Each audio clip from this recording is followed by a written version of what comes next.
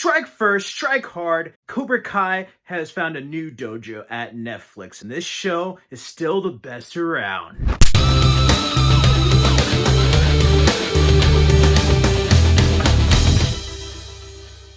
Cobra Kai Season 3. Wow. This is a superb season. So real quick, I'm going to give my non-spoiler thoughts. And if you haven't seen it, I recommend checking it out on Netflix and then coming back. I'm going to go into spoilers. But if you want to follow me at the Stardust app, you can at Fred Film Fanatic. I have all my individual Cobra Kai episode reactions on the Stardust app. You can also follow me on Instagram at Fred Film Fanatic. Wow. I was a huge fan of Cobra Kai. You can check out my previous season reviews on the channel, but man, this season has a lot of heart, and Cobra Kai is how Hollywood should do a reboot. This continues a couple of weeks after the ending of season 2. You know, season 2 saw Cobra Kai fight Miyagi-Do in a giant school fight, and Miguel was a casualty. So we get to see the weight, the consequences of the actions that were taken in season 2. Johnny is at rock bottom, even more so than he was at the beginning of season 1. Daniel, the LaRusso name, has kind of been thrown under the dirt now because of what happened. So Daniel has to deal with the repercussions of that. Samantha is dealing with anxiety and trauma of fighting Tori, seeing Miguel get hurt and Robbie run. Robbie is on the run, maybe even facing juvie time, and Miguel, his fate is in the balance, in a coma. And I absolutely love this season. Again, Martin Kove returns as Kreese, and he's still an evil bastard in many ways, but I love what this season does. They humanize Kreese's character. We get to see a bit more of a background, and it really humanizes this villain. You get to see how he became such a hateful person, a negative person, and I like that. I like the nods to the previous films. For any fans of Karate Kid 3 and of Karate Kid Part 2, you do get to see a lot of nods there. Overall, the soundtrack was great. The story was much more focused. It's during the school year, and I'm glad they did away with characters like Stingray from Season 2. It's sad that Aisha isn't there, but I think they're just dealing with so many characters that by limiting it, it really put the focus back on Johnny and Dale and then these kids. Dimitri actually has a lot of cool stuff this season, and I really, really love Samantha. She's going to be like the next Karate Kid. You know, I love it. I love it. A lot of references to Miyagi that really make you tear up. Overall, this is a superb season, and Johnny and all the characters go through an interesting arc from beginning to end, and it does set up a very interesting predicament for season 4. And if I had to give it a score, you know what it is. It's a 5 out of 5 and an A+. Seriously, I'm going to have to listen to Joe Bean Esposito with You're the Best Around. It is a knockout season, and it just expands upon everything that was built in the first 2. And this is probably my favorite season along with the first one. So for those who are disappointed by season 2 just a bit, it's a return to form just like season 1 was. If you're a fan of 1 and 2, you're going to love this even more. I love all of Cobra Kai, and this season is just incredible. So yeah, that's my score for non-spoiler thoughts. Now, let's dig deep into spoilers. Wax on, wax off. Spoiler time. Seeing Johnny just go to bar and then getting arrested was just hard to watch. Seeing Miguel kind of go through like a daydream in his coma of seeing himself fight and not being able to walk. I was not expecting that. But I figured they might go through like a Dark Knight Rises Rocky 3 scenario. Overall, this season went in a very different direction than I thought, but that's not necessarily a bad thing. It's a great thing. I love seeing Tori and her background, seeing dealing with a bad landlord and her sick mother. Seeing the kids, what I love about Cobra Kai on these kids is that all the characters are not good or bad. You know, there's very gray areas. They're human. They all make mistakes. They all have their best and worst moments. I love Dale here. He has to go through a struggle. I wasn't expecting to see the LaRusso name put under the dirt. His car dealership have trouble. I love the interesting setup it had to Japan and Okinawa. I love seeing Kumiko from Karate Kid Part 2. It was so nice seeing Dale and her catch up after 30 years. And Chosen, that was so great seeing those characters and the actors. So much love for the Karate Kid trilogy. The creators of this show really have some deep cut Easter eggs. And if you're a true fan of the series, there's so much love put into it that I love seeing Chosen. I love seeing different Miyagi secrets be discovered. I love seeing these characters at this point in their lives, you know?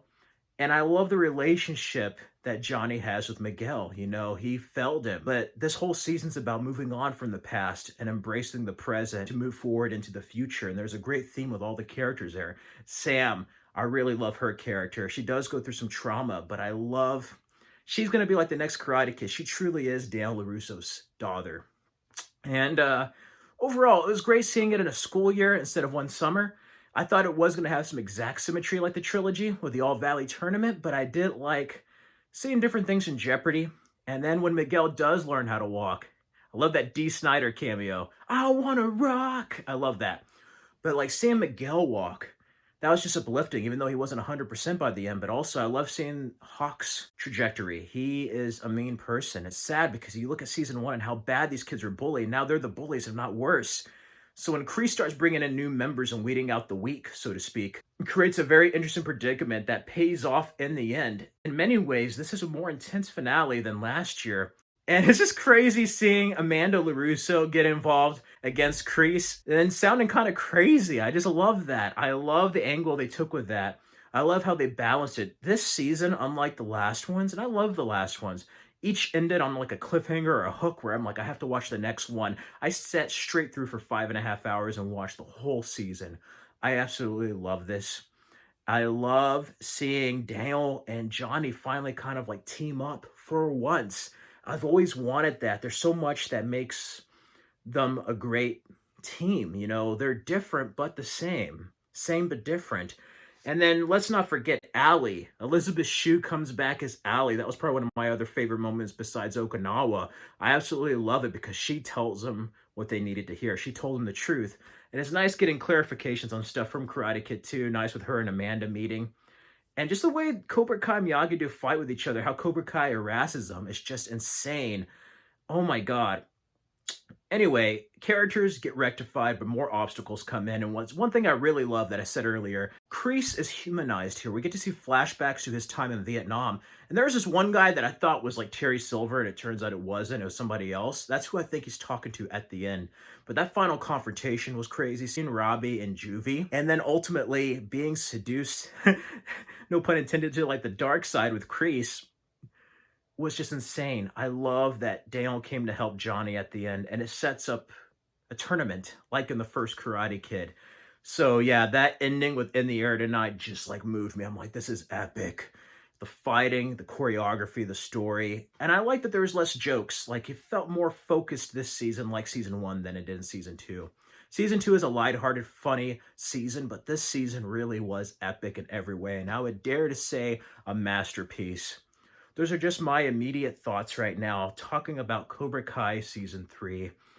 It was very interesting seeing the stuff with the automotive dealerships and seeing Johnny deal with the internet, you know, with WebMD and like Facebook and stuff like that.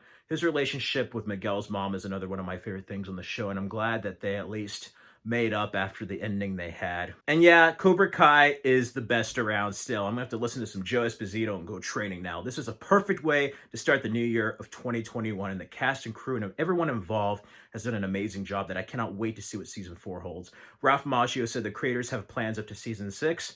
That sounds like a bit much, but if you think about it, it's only 10 episodes, so like that'd be like altogether equivalent of like 2 to 4 seasons, so that's okay. I love it. This it's just amazing. What can I say? I'm speechless. Like it was just one of those great shows. And I'm glad that there's people in charge that truly love the Karate Kid series and these characters to do this justice. And this is what every reboot and continuation should be. Anyway, those are my thoughts on Cobra Kai Season 3. What were your thoughts on Season 3? Did it strike first? Did it strike hard? Did it show no mercy? Is it still the best around? Let me know your thoughts down in the comments below if you've seen it. And what are your favorite Cobra Kai seasons? For me, it's 1 and 3, but this was good. Let me know some of your favorite moments too. Even though there'd be spoilers, let me know some of your favorite moments of Season 3.